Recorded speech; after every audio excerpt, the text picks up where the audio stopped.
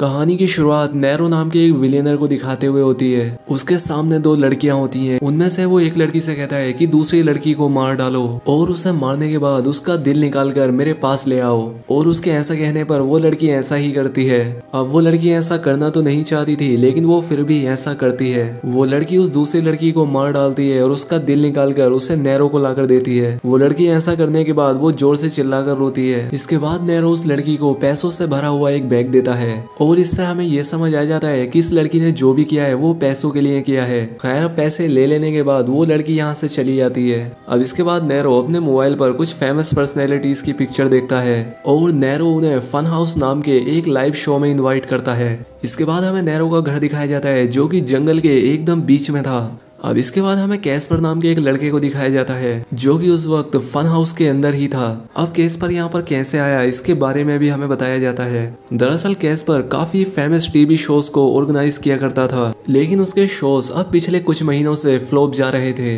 लेकिन फिर कैस्पर के मैनेजर को नैरो की वो डील मिलती है, यानी कि फन हाउस वाली डील, और इसीलिए कैस्पर का मैनेजर उससे इस डील पर साइन करवा देता है क्योंकि फन हाउस का जो भी विनर होता है उसे $5 मिलियन मिलते हैं। और इसीलिए कैस्पर भी उस एग्रीमेंट पर साइन कर देता है। अब अगले दिन कैस्पर को किडनैप करके उसे फन हाउस में लाया जाता है और उसे किडनैप करके इसलिए लाया गया ताकि किसी को भी फन हाउस के एड्रेस के बारे में पता न चले। कैस्पर की तरह ही वहां पर और भी फेमस पर्सनैलिटीज को किडनैप करके लाया गया था और उस फन हाउस में टोटल 8 लोग होते हैं। पहले तो वो लोग यहाँ पर काफी एंजॉय करते हैं, लेकिन बाद में उनसे उनके सेल फोन भी ले लिए जाते हैं। स्टार्टिंग में ये लोग एक दूसरे को खुद से इंट्रोड्यूस कराते हैं और इसके बाद गेम स्टार्ट हो जाता है। फन हाउस में जो भी चल रहा था वो सब लाइव था, यानी कि उन सभी को आम लोग भी देख रहे थे। खैर फन हाउस का इंट्रो देने के बाद उसका कैप्टन यानी कि नैरो आता है जो कि एक पांडा की शक्ल में स्क्रीन पर दिख रहा था। वो यहाँ पर इन्हें बताता है कि पूरे फन हाउस में कैमरास लगाए गए हैं, यहाँ तक कि तुम्हारे बाथरूम में भी, और तुम यहाँ पर वो करोगे जो तुम्हारा दिल चाहे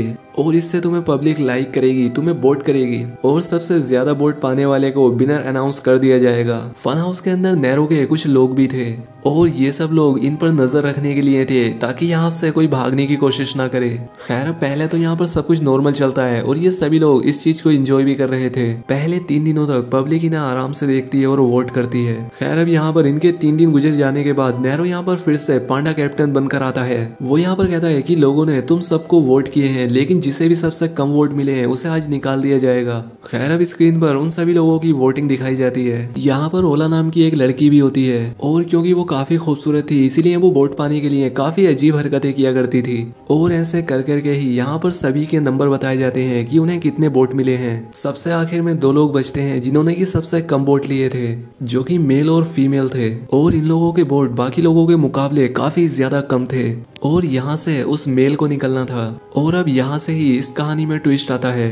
खैर अब इन दोनों को एक रूम में ले जाया जाता है जहाँ पर की लड़की की आंखों पर एक पट्टी बांध दी जाती है। यहाँ पर उसके हाथ में एक बेसबॉल का बैट दिया जाता है जिसके ऊपर काफी कीलें लगी हुई थी। उस लड़की से कहा जाता है कि उसे उस स्मॉल पांडा को मारना है जो कि वहां पर लटका हुआ है। खैर अब गेम शुरू हो जाती है, लेकिन यहाँ पर एक चीटिंग की जाती है क्योंकि यहाँ पर उस पांडा को खींचकर उस मेल को लटका दिया जाता है और उस लड़के का मुंह बंद कर दिया गया था ताकि वो कोई शोर ना कर सके। और वहां पर काफी तेज म्यूजिक बजाया जाता है जिससे कि उस लड़की को उसकी आवाज सुनाई ना दे, क्योंकि वो देख नहीं सकती थी क्योंकि उसकी आंखों पर पहले ही पट्टी बांध दी गई थी। दूसरी तरफ सभी कंटेस्टेंट और ऑडियंस ये सब लाइव देख पा रहे थे। यहाँ पर उस लड़की को लगता है कि यहाँ पर वही स्मॉल पांडा लटका हुआ है, इसीलिए वो उस लड़के को खूब मारती है और यहाँ काफी दर्दनाक तरीके से उस लड़के की जान चली जाती है। ये इस गेम में होने वाली पहली डेथ थी जिसे कि सभी ने अपनी आंखों से देखा था। अब ये देखकर सभी पार्टिसिपेंट्स डर जाते हैं कि अब उनके साथ क्या होगा। उन्हें यहाँ पर कुछ भी समझ नहीं आता कि आखिर यहाँ पर चल क्या रहा है, क्योंकि अब ये लोग लाचार हो चुके थे। ये यहाँ से निकल भी नहीं सकते थे क्योंकि ये फन हाउस अंडरग्राउंड बेसमेंट में था और वो बेसमेंट जंगल के एकदम बीचों बीच था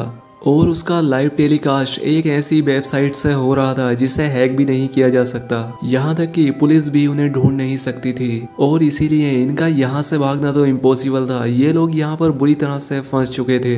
अब यहाँ पर नैरो पांडा के रूप में फिर से आता है और कहता है कि अगर तुम में से किसी ने भी भागने की कोशिश की तो तुम्हारा भी बहुत ही बुरा हाल किया जाएगा और तुम्हारे साथ भी वैसा ही होगा जैसा कि तुम्हारे दोस्त के साथ हुआ है। लेकिन फिर भी एक लड़का विंडो को देखकर सोचता है कि शायद वो यहाँ से भाग सकता है, क्योंकि विंडो के बाहर जो छत दिखाई दे रही थी वो उसे आसमान समझ रहा था। यहाँ पर सब लोगों के मना करने के बाद भी वो उस कांच को तोड़ देता है और बाहर आने के बाद देखता है कि वहाँ पर कोई भी आसमान नहीं है। अब क्योंकि वहाँ से भागने वाले को पहले ही वार्न कर दिया गया था और इसीलिए नैरो वहाँ पर फिर से आता है।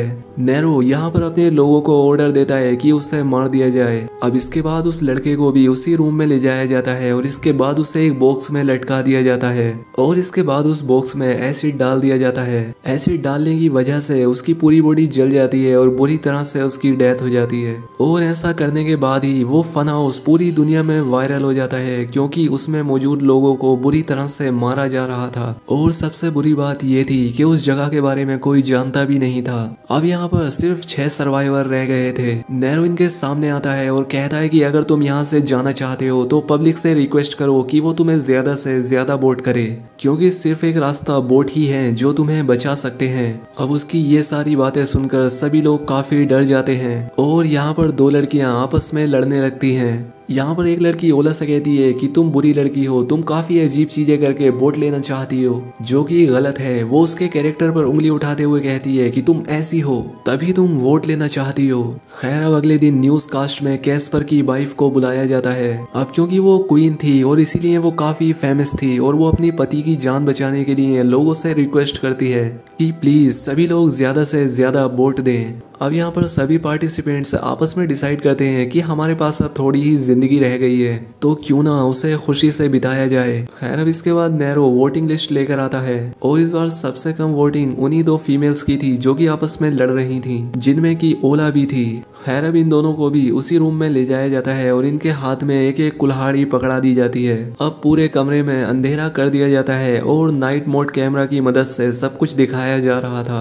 अब उन दोनों लड़कियों की आपस में फाइट होती है, लेकिन लास्ट में ओला उस दूसरी लड़की के सर में कुल्हाड़ी दे मारती है और अब इस तरह से ओला की जान बच जाती है। ये लोग अपनी जान बचाने के लिए पब्लिक से वोट मांग रहे थे। ओला कैस्पर से कहती है कि क्यों ना हम अपनी जान बचाने के लिए एक दूसरे के करीब आ जाएं, लेकिन कैस्पर ऐसा नहीं करना चाहता था और इसीलिए वो साफ इनकार कर देता है। लेकिन यहाँ पर इन दोनों को साथ में ओला का फ्रेंड देख लेता है और उसे गलत फहमी हो जाती है कि शायद इन दोनों के बीच कुछ चल रहा है और इस वजह से वो कैस्पर को मारने लगता है और ये सब लाइव देखा जा रहा था। अब कैस्पर को नेक दिल होने के चलते सबसे ज्यादा वोट मिलते हैं और जिसे सबसे कम वोट मिले थे वो थी ओला। अब ओला को उसी रूम में ले जाया जाता है और यहाँ पर ओला को पिक्स मैजिक का टारगेट दिया जाता है, लेकिन ओला उस टारगेट को पास नहीं कर पाती और उसमें फेल हो जाती है। यहाँ ओला को कहा जाता है कि वो उस व्हील को घुमाए जिस पर लिखा हुआ था कि ओला को किस तरह से मारा जाएगा और इसके बाद वो व्हील घुमाया जाता है और ओला को मारने का सबसे दर्दनाक तरीका आता है। ओला को वहीं पर बांधकर उसे जोर जोर से खींचा जाता है और इससे उसकी बॉडी के पार्ट्स अलग अलग हो जाते हैं और इससे ओला की भी जान चली जाती है। अब सिर्फ 4 सर्वाइवर्स ही रह गए थे। उन्हें उनकी फैमिली की पिक्चर्स दिखाई जा रही थी। अपनी फैमिली की पिक्चर देखकर ये लोग काफी रोते हैं, क्योंकि वो किसी ना किसी के पेरेंट्स, किसी के बच्चे थे सिवाय कैस्पर के, क्योंकि कैस्पर का उसकी वाइफ के अलावा इस दुनिया में कोई नहीं था,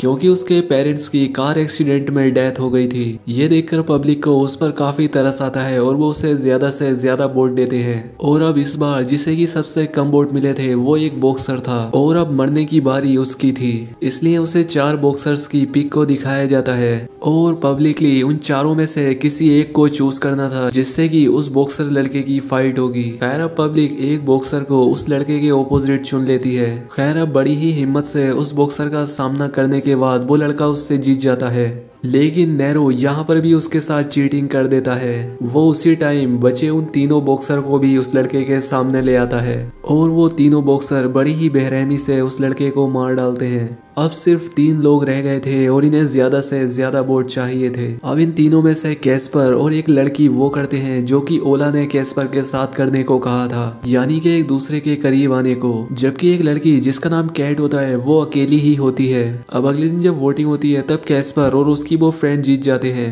और कैट हार जाती है। क्योंकि कैट चेस गेम की एक्सपर्ट थी इसीलिए नैरो उसके साथ चेस गेम खेलता है, लेकिन उस गेम में कैट हार जाती है और उसे भी कहा जाता है कि वो भी ओला की तरह उस व्हील को घुमाए। लेकिन उस लड़की की किस्मत अच्छी थी और वहां पर पास आता है। और अब इसका मतलब ये था कि कैट के अलावा जिसकी वोटिंग कम थी अब उसका नंबर है, और वो लड़की थी कैस्पर की फ्रेंड। अब यहाँ पर कैट की जान बच जाती है और उस लड़की को मारने के लिए कैस्पर को ही उसके सामने लाया जाता है। अब उन दोनों के हाथ में एक एक गन दे दी जाती है कि या तो वो एक दूसरे को मार दें या खुद को, क्योंकि जो भी पहले ट्रिगर दबा के दूसरे को मार देगा वो पास हो जाएगा। लेकिन ये दोनों अपने हालात से तंग आकर खुद को ही शूट कर लेते हैं और यहाँ पर इन दोनों की भी जान चली जाती है और अब कैट अकेली रह जाती है। अब क्योंकि कैट अकेली भी रह गई थी और वो आखिरी सर्वाइवर भी थी, और इसीलिए उसे $5 मिलियन दे दिए जाते हैं और उसे उस फन हाउस से निकाल दिया जाता है। अब कुछ दिनों तक पुलिस कैट से इन्वेस्टिगेशन करती रहती है, लेकिन कैट उन्हें कुछ भी बता नहीं पा रही थी क्योंकि वो खुद भी कुछ नहीं जानती थी।